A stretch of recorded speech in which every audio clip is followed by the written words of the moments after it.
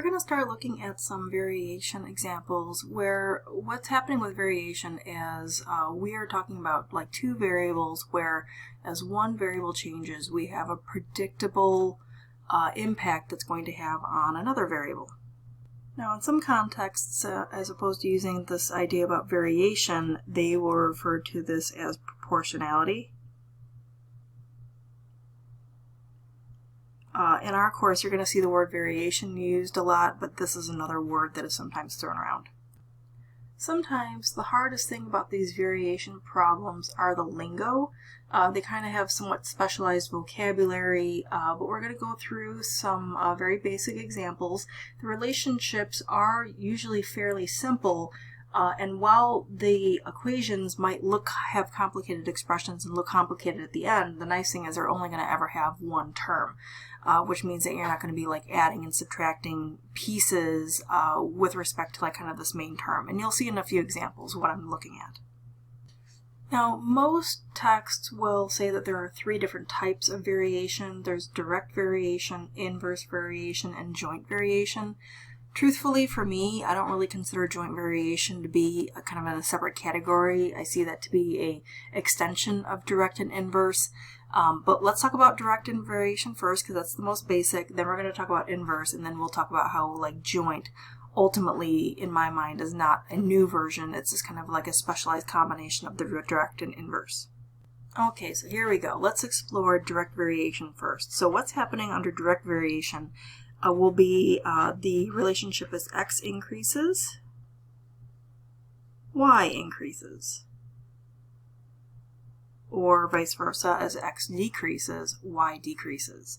So some of the language that you'll hear is if y varies directly as x, or using that proportionality idea, you might see y is directly proportional to x, then the relationship between the variables x and y has the form of y is equal to k times x, where that number k is called the constant of variation. If we're referring back to this proportionality idea, it's referred to as the constant of proportionality.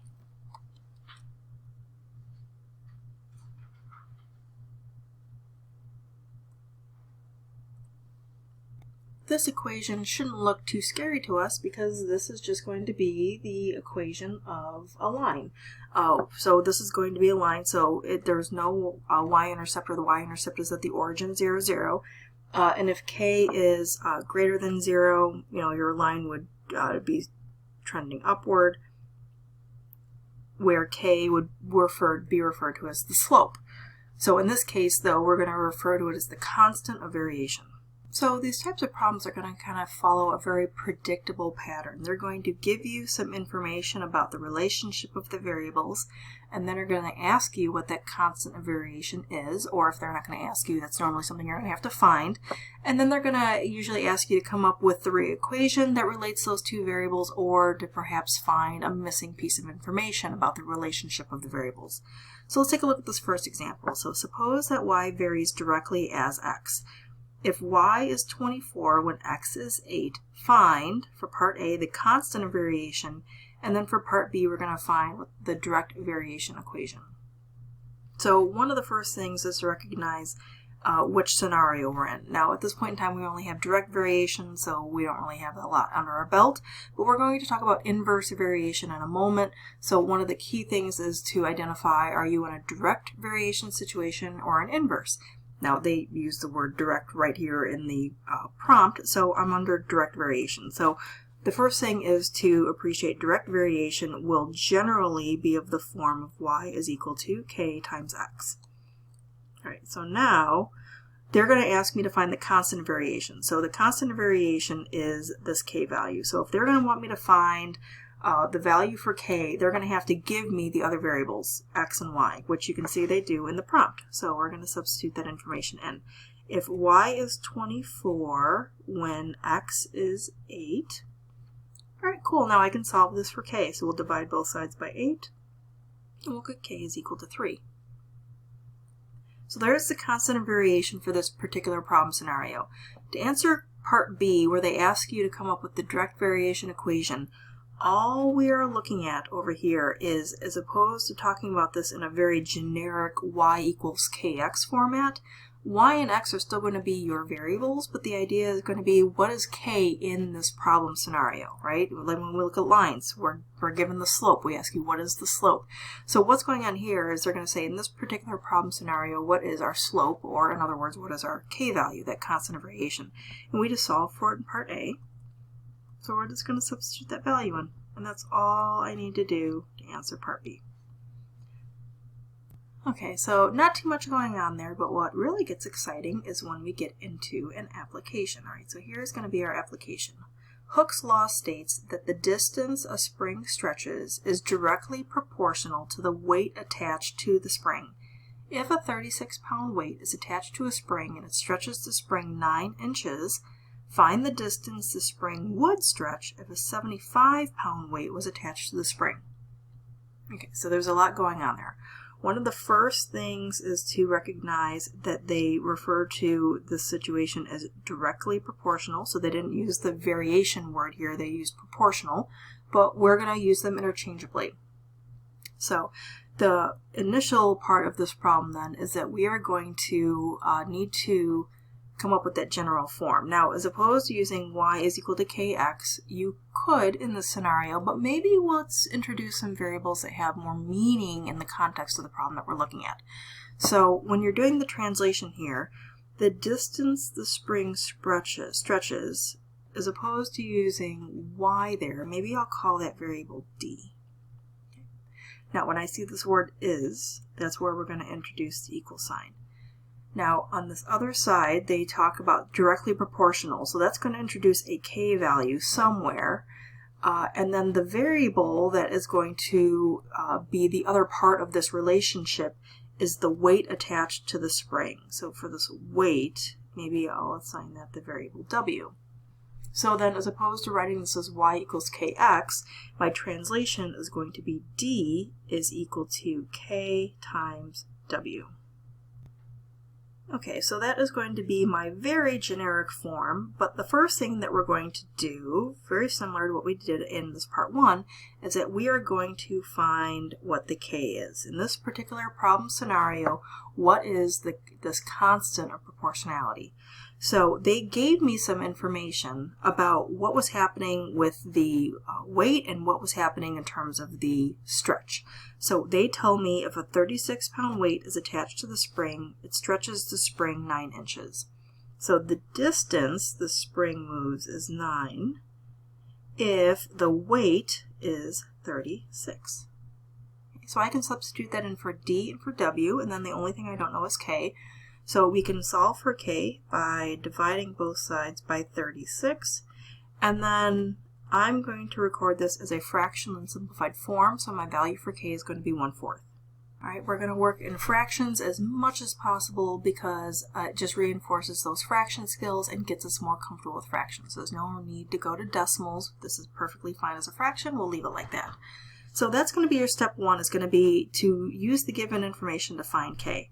So then what we're going to do is moving on to step 2. Step 2 is going to be fairly easy. Okay, so for step 2, what we're going to do is we're just going to sub in your k value and come up with your variation equation. So for this problem scenario, as opposed to writing d is equal to kw, I'm going to be able to write d is equal to 1/4 w. Alright, super fancy, I know, but what we're going to do in this last step then, so step 3, is to actually use this information to solve the problem that they are presenting to us. So they had asked us to find the distance the spring would stretch if a 75-pound weight was attached to the spring. So using this equation, the distance is going to be my unknown, the 1/4 is my constant, so that will just be there, and then the weight they gave me was 75. So to clean this up then and find this distance, we're just going to go ahead and multiply. So I get 75/4. And 75/4 as a distance sounds weird, so let's actually convert this to its mixed form so we have an idea about how big this is. Okay, so off here, off to the side, 75/4, 4 goes into 7 one time. with 3 left over. Bring down the 5. 4 goes on to 35 8 times. With 3 left over, so this would be equivalent to 18 3/4. And then we're going to need some units on this. So looking back up to the original problem, they are measuring the distances in terms of inches. All right, so that'll be the units on my answer. Now 75/4 wouldn't necessarily be marked wrong, but it also doesn't necessarily fit into the context of the problem. If I ask you the distance something moved and you responded 75/4 inches, you probably would be like, what are they talking about? But 18 3/4 inches makes more sense to us, and I can visualize that a little bit better on the number line. Alright, so then this gives us the general idea about how we're going to solve these word problems. So the approach would be, and by the way, the direct variation can be set up kind of a different way, actually setting up a proportion, but when we get into the other types of variation, inverse, and then we're going to talk about joint and combined, and we're going to start introducing a lot more complications to the variables, using a proportion is not going to work anymore. So it's best to start practicing this approach right now on simpler problems so you have it in your toolbox for later on. So the approach would be you're going to find that constant of variation by using the given information on the problem. The second step would then be to set up that direct equation using that constant of proportionality substituted in for k. And then finally the third step is to use your brand new shiny equation to solve the problem given the information that they're asking you about this hypothetical new situation, and then what would that corresponding variable have to do. Alright, so I had mentioned that there's two major types of variation. We've talked about direct, so now let's go to the other major type of variation, which is going to be inverse. So under inverse variation, what's going to happen is as x increases, y decreases. Or vice versa, as x decreases, y increases. All right, so they're going in the opposite direction. As one goes up, the other one goes down. So the language that you're going to hear is if y varies inversely as x or y is inversely proportional to x, then the relationship between the variables will have the form y is equal to k over x. All right, so we're going to introduce a fraction if we have the inverse variation. And then number k is again called the constant of variation, or the constant of proportionality if you're using that language. Alright, so let's take a look at just kind of a very basic scenario. Suppose that y varies inversely as x, right? So that is going to be a key word for us. We are going to see that word inverse in the context if it's going to be an inverse scenario. They have to give us that word, because otherwise we don't know that that relationship is the one that's existing. If they don't use the word, if they just say y varies as x, we assume it's going to be the direct scenario. So they're dropping the word inverse here, so I know I'm in this setup. So if y is 6 when x is 3, find the constant of variation and then the inverse variation equation. All right, so first the constant of variation. Inverse relationships always look like y is equal to k over x. Now I'm going to substitute in the information I know. I know y is 6 when x is 3. Alright, so I have this really dinky equation that I can solve for. Multiply both sides by 3, we get 18 is equal to k.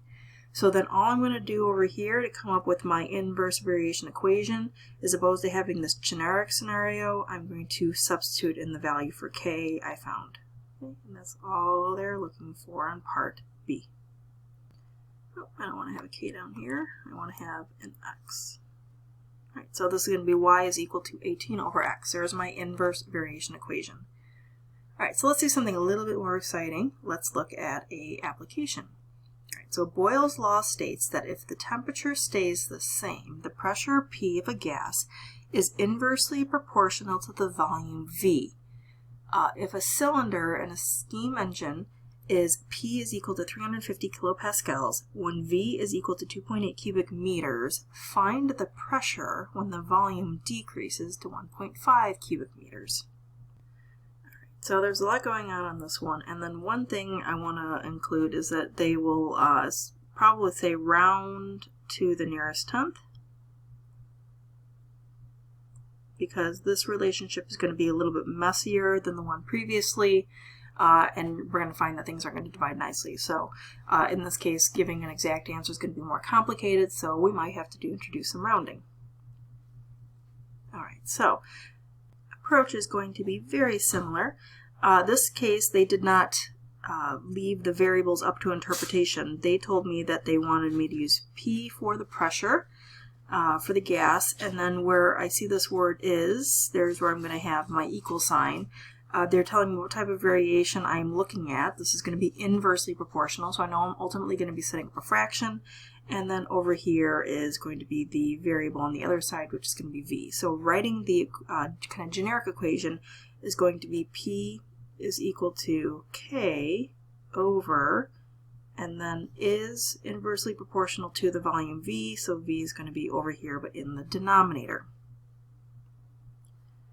So the first thing, again, we need to do is we need to find what the value for K is. So they told me, using this kind of generic form, if a cylinder in a steam engine is P is equal to 350 kilopascals when V is equal to 2.8 cubic meters. All right, so notice they're giving me P and V. They're giving me that relationship between the two of them. So the only thing I wouldn't know in that would be K. So I'm going to substitute those values in. So I have 350 is equal to K divided by 2.8. We'll multiply both sides by 2.8 and we get 980 is equal to K. So now at least I got my constant of variation. So then what we're going to do for the second step is we're going to sub in that value for K. So now I have P is equal to 980 divided by V. And then finally, the third step is going to be to solve the problem or the question that they're asking me. So find the pressure. So that means P is going to be unknown when the volume decreases to 1.5 cubic meters. Right? So the 980 is a constant, so that's not going to change. And then they're giving me the volume is going to decrease to a 1.5 cubic meters. So then I can just put that in my calculator and then solve for P, and when you do this division you get 653.3 repeating. Okay. Or as a reminder how to use that bar notation, right? You put the bar over the repeating part. But on this one, this is why they would probably tell me to round to the nearest tenth. Okay, so here's my tenth spot. That number's not 5 or bigger, so that number's going to stay the same. So it would be 653.3, and then don't forget your units. Okay, so this is going to be a rounded answer, so I'll use the approximately equal to there. And then I am solving for pressure, so let's go back up to this problem. And it's okay that if you don't really fully understand the context, we're not asking you to like really do a lot with this one, but apparently pressure is being measured in kilopascals. So I'm just going to put that on my answer. Okay, so that's going to be our second major type of variation is the inverse. And in my mind, those are the only two. It's direct, which means everything's written in one line, or inverse, which means that things are going to be written with a fraction. But technically there is another type of variation that's usually referred to as joint variation. Again, I don't really see this as a new type, but it is a scenario that we need to be aware of, because what's going to go on with joint variation is that you're going to have a lot more variables running around. Now, there's going to be a couple different ways to define joint variation. It could be thought of as that when one variable quantity is proportional to the product of two or more other variables, we can say that joint variation occurs. Another way that it could be phrased is if the ratio of a variable y to the product of two or more variables is constant, then y varies jointly as, or y is jointly proportional to the other variables. All right, so let's say that our, let's get into what I'm talking about ratio in a moment. So the relationship between the variables, if joint variation occurs, is y is equal to k x z. So that k is still going to be your constant of variation. The idea is that you've got more than one variable floating around on this side. All right, so it's just not y equals kx, it's y equals kxz. So kind of going back up to this definition, just breaking this down, when they talk about the ratio of the variable y to the product of two or more other variables is constant, taking a look here, if I solve this for k, we have the relationship as being y is equal to, or y divided by xz is equal to k. So a ratio is maybe another fancier way of saying that I'm going to set this up as a fraction or do some division. So if I take y divided by xz, that is going to be equal to that constant. And if that's the relationship that exists, we say that the variables are behaving under joint variation. Now, it's more complicated because, yes, I do have more variables running around, but there's a lot of scenarios that you've seen that have joint variation that we didn't use that language of this is joint variation. We just told you this is the relationship and you've used it. So here's an example. The area of a triangle varies jointly as its base and height. Express the area A in terms of base B and height H. Alright, so the varies jointly phrase just tells me that there's going to be more than one variable in play on that other side. So the area of the triangle, they told me to use the variable A. Because I'm working under variation, I'm still going to have that constant of variation k, but over here I'm going to have the variables base and height. So base they told me to use B, and height they told me to use H. So there would be an equation relating the area to the other variables of base and height. And now at this point in time, this is all they gave me, so this is all I'm going to be able to write. But maybe you might remember, what is this constant? What is the formula for area of a triangle? What is the relationship between the area and then the base and the height? Do we remember? Area of a triangle is equal to 1/2 times base times height. So this 1/2 is that constant of variation. Right, so there's a relationship that you've seen before. We didn't use all that language, but that's what's going on here. This is going to be a joint variation scenario. So let's take a look at a word problem kind of pulling all of this together. So the kinetic energy of a moving object varies jointly with its mass m and velocity v. If an object with a mass of 25 kilograms and a velocity of 10 meters per second has a kinetic energy of 1,250 joules, find the kinetic energy of a 15 kilogram object moving at 15 meters per second. Okay, so we've seen a couple word problems so far. The approach is going to be very similar. So we're going to first come up with our generic equation. We're going to find k, we're going to substitute that in, and then use our equation to answer the question being asked of us. Now, the kinetic energy, I'm going to need to assign a variable to that. I don't want to use k because k is already kind of used for that constant, so maybe I'll just call this capital E for energy.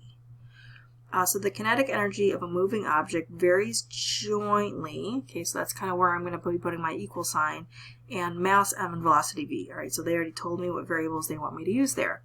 So the equation that I'm going to come up with is E is equal to k, and then the other variables in play, which is mv. Alright, so remember the first step is to find what that value of k is. So they're going to have to give me a known relationship between the variables e, m, and v, and then I'm going to solve for k. So let's take a look at the next sentence. If an object with a mass of 25 kilograms, right, so mass of 25 kilograms, and a velocity of 10 meters per second, okay, so velocity, has a kinetic energy of 1,250 joules, so energy 1,250. Hey, the only thing I don't have there is my value for k, so let's go ahead and solve for it. So multiplying out the numbers over here, we get 250k is equal to 1,250. Solving for k, you get k is equal to 5. It's nice and easy, not too bad. All right, so then all I'm going to do is we're sub in that value for k. So now I have E is equal to 5 mv. Alright, so that kind of comes up with my equation to model what's going on with this problem. So now we're going to be able to solve the question being asked of us. Find the kinetic energy, so apparently find E. 5 is going to be our constant, so that's not going to change, So they're going to have to give me all the other information. So of a 15 kilogram object moving at 15 meters per second. So the 15 kilogram is going to be its mass, and the 15 meters per second is going to be its velocity. All right, so this is not going to be too terrible. We're just going to put that into our calculator, multiply all that out. We get the energy is 1,125, and then the units for the kinetic energy is joules. Alright, so joint variation is considered to be a different type of variation because you have more than one variable running around on that right-hand side, but in my mind that really doesn't matter. It's going to be, the key things are, is it direct, which means everything's written in one line, or is it inverse, which means you have a fraction. And in this scenario, this to me visualizes as a direct relationship because everything was written as one line. So when you start introducing some relationships being direct, some relationships being inverse, and more than one variable running around, so now you have a lot of different things going on, that is sometimes referred to as combined variation. So sometimes that's not really considered to be like a new type. Maybe you could, but this is basically just saying that you have a lot of stuff going on. This is where you might include powers of x, algebraic operations on x, maybe square roots, things like that. Okay, so there's just going to be just more things happening with your variable. So it looks more complicated, but it's just an extension of what we've already seen. So let's take a look at just a very basic example of a combined variation problem. Y varies directly as x and inversely is the square of p. Now what we're looking for here is for you to not write two equations, all right? I want one equation that relates all of these variables, all right? So I've got a y in here, I've got an x, and I've got a p they've introduced. Okay, so I can see that this is going to be that joint variation because I have more than one variable over here, but I also have a couple different relationships in play, right? I've got a direct thing happening on one of the variables and an inverse happening on the other one. So when you go to set this up, y, and then when you hit the word varies, that's where you're going to drop your equal sign. Okay. Now, I see over here on this other side a direct and an inverse relationship. Just because I see the word inverse, I know to introduce a fraction bar, right? Because inverse variations have to have a fraction bar. Because I'm working with a variation scenario, I am going to have that constant of variation. Now the constant of variation, that k value, is always written in the numerator. Right? So now I have no choice. I have to put that k up there. So now I'm just going to drop in my other variables depending on if it's direct, which means it'll be in the numerator, or inverse, which is going to be in the denominator. So the x variable is under a direct relationship, so that's going to be upstairs. This p variable is going to be the inverse relationship, so that's going to be downstairs. But here's where we have to be careful. It's just not p that's going to be in the denominator. It's the square of p. Right? So I've got to be able to write that mathematically correct. So downstairs on the inverse relationship is going to be p squared. All right, so here's where you can see that again I still only have one term. I don't have things being added or subtracted or anything like that. But there's just a little bit more going on, more variables floating around, more math operations going around. All right, so these combined variation problems get to be a lot more fun because there's just a lot more happening on them. So let's take a look at a problem scenario. The maximum weight that a rectangular beam can support varies jointly as its width and the square of its height and inversely as its length. If the beam 1/3 foot wide, 1 foot high, and 10 feet long can support 3 tons, find how much weight a similar beam can support if it is 1 foot wide, 1/3 foot high, and 9 feet long. All right, lots going on there, but again, we're just going to break everything down. So the first thing that we're going to do is we're going to kind of break down the variables that are happening in this first sentence, and we're going to write that kind of very generic equation. So maximum weight that the beam can support varies jointly as its width and the square of its height, and inversely as its length.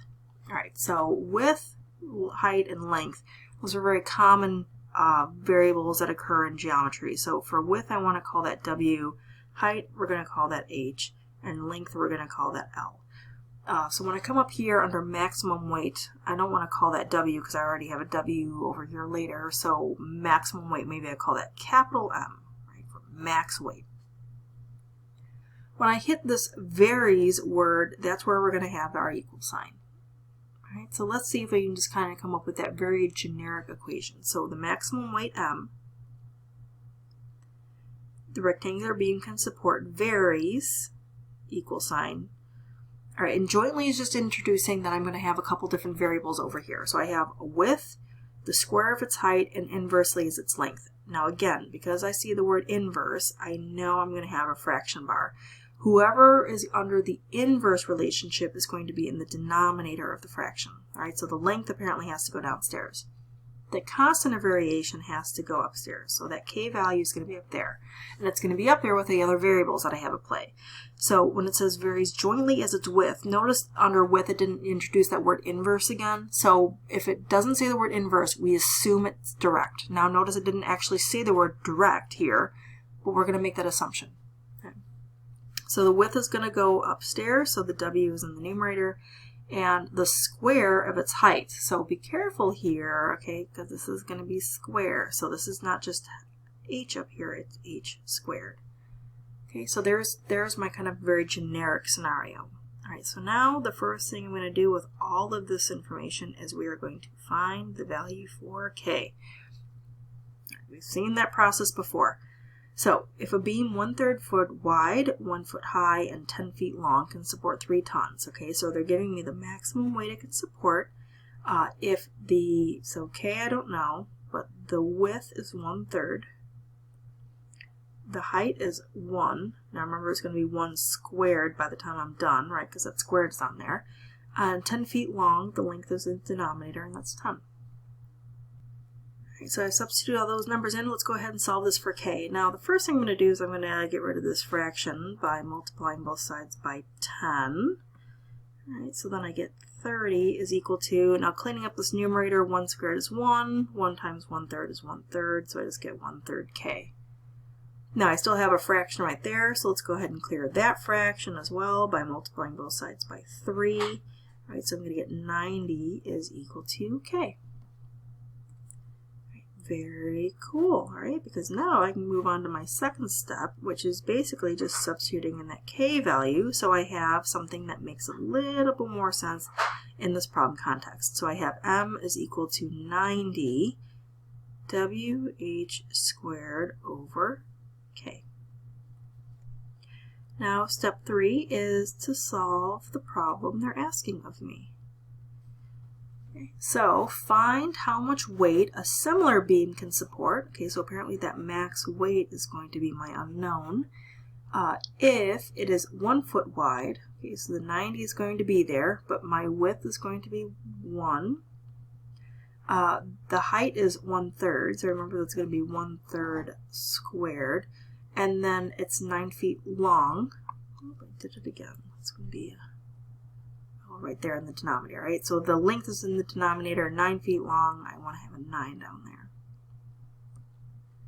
All right, very cool. Now that looks complicated because of that fraction, but it'll be okay. Things getting cleaned up. We know how to handle this. All right, so upstairs, 90 times 1 is just 90. That's boring. 1/3 squared. 1/3 times 1/3 is 1/9. Down here I have that 9. All right, now 90 times 1/9. That's not too terrible. That's just 10. And then down here I would have 9. All right, so again, reporting the maximum weight as 10/9 tons sounds weird, so we're going to convert that to its mixed form. This is 1 and 1/9.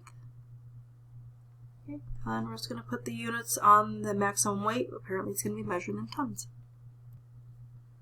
Alright, so that one was obviously the most complicated example because you have a lot of different variables floating around. You've got some fractions in there. You've got something that's going to be squared and things like that. But it has the same process as we've been seeing in the other problems. You're going to find that constant, you're going to substitute it in, then you're going to use your new equation to solve the problem. The key thing would be to make sure that you're representing the variables relationships correctly and you're identifying what type of variation is actually occurring in the problem. So let's maybe take a look at a couple of those examples to wrap this up, just to make sure we're comfortable with those kind of big skills.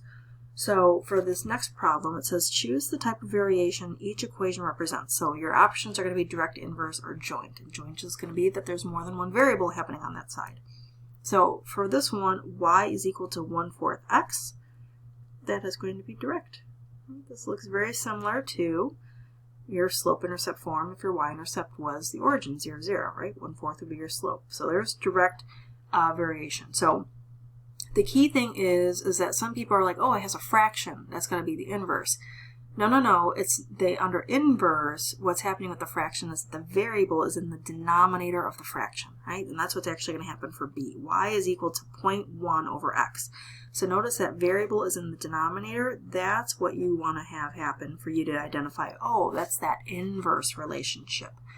Okay, so direct would be everything's in one line. Inverse is you have a fraction and the variable is downstairs. Now, for this third example, y is equal to 2ab, because there's more than one variable over here. This is going to be joint. Now, this last one, xy is equal to 2/11, was a little bit tricky because some people think it's joint because they see the two variables together. But the two variables will always exist. The idea is if there's more than two, right? It's like, for instance, in this example, it's got y, a, and b. That's 3 variables running around. This one only has 2. So the answers for this one is going to be either direct or inverse, but which one? Now, some people tend to think this is going to be direct because everything looks like it's in one line. But notice on all of the other examples that we've looked at, the one variable, which normally would be y, that's my dependent variable, is isolated. So I want you to notice that this is not solved for y. And if it's not solved for y, it's going to be very hard for me to see what relationship is happening here. So let's go ahead and solve this for y. So if I have xy is equal to 2/11, we could divide both sides by x and solve it for y, but I kind of don't want to do that because I have that fraction on that other side. So as opposed to dividing by x, I'm going to multiply by the reciprocal, which is 1 over x. Taking that and multiplying by its reciprocal will cancel, and so then I just get the variable y on that side. And so now it's a little bit easier for me to clean up what's happening on the other side. I'll have 2 over 11x. So the key thing on this one is to recognize that that variable x is in the denominator of the fraction. This is inverse variation. It's a little bit more easier to see once I can solve it for the variable y.